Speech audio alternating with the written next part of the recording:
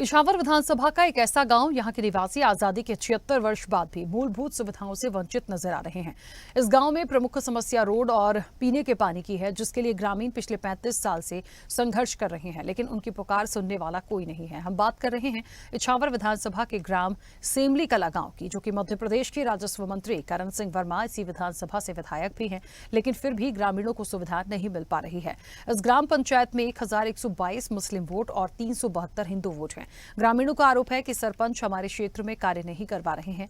ग्रामीणों की प्रमुख मांग है कि हमारे गांव में मुख्य शमशान घाट की रोड बहुत ही खराब है। कीचड़ युक्त रोड होने के कारण हमें साल भर बहुत ही परेशानियों का सामना करना पड़ता है, क्योंकि जब भी गांव किसी व्यक्ति की मृत्यु हो जाती है तो उसे शमशान ले जाना बहुत ही मुश्किल हो जाता है। अंतिम वक्त में भी मृत व्यक्ति की अंत्येष्टि करने में बहुत ही परेशानियों का सामना करना पड़ता है।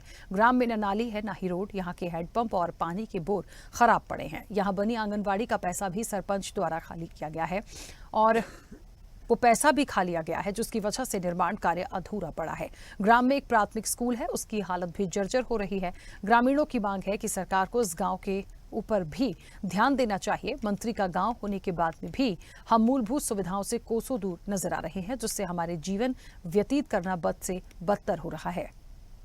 मतलब है ना, हम जब से पैदा हुए ना, जब तो इस गांव में मैंने तो कुछ विकास नहीं देखा। बोलते कि हर बार वोट लेने के लिए सब आते, बोलते कि ये करेंगे आपके लिए, वो करेंगे, पर किसी ने अभी तक कुछ नहीं किया हमारे लिए।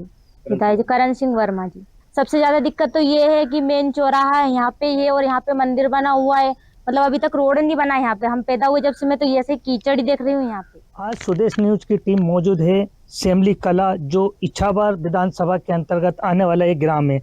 हम आपको एक चौंकाने वाला मामला बताते हैं। ये है मरघट, जहाँ पर हर एक व्यक्ति को एक दिन आना पड़ता है, लेकिन सबसे बड़ी बात, यहाँ पे लाखों रुपए आने के बाद भी लेकिन जलाया कहाँ जाता है। यहाँ की जनता हो रही है परेशान। जनता के द्वारा बताया गया है कि गांव से लेके मसान तक आने तक का रास्ता बिल्कुल नहीं है। पानी गिरने के बाद तो आ ही नहीं पाते। हम यहीं के ग्रामीणों से जानकारी लेते हैं, जो बहुत सारे लोग इकट्ठे हुए हैं।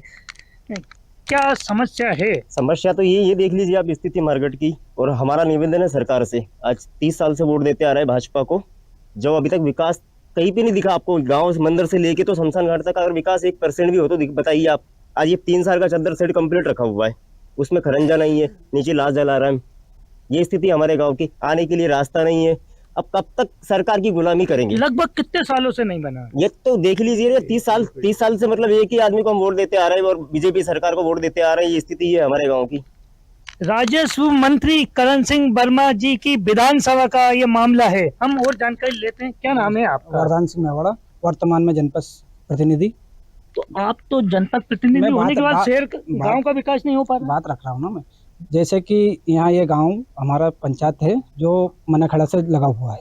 इसी कारण यहाँ हमारे एक ही तरफा सरपंच मूसा खान जी बनते आ रहे हैं, लेकिन आपको हमें उनसे वो कोई आपत्ति नहीं है।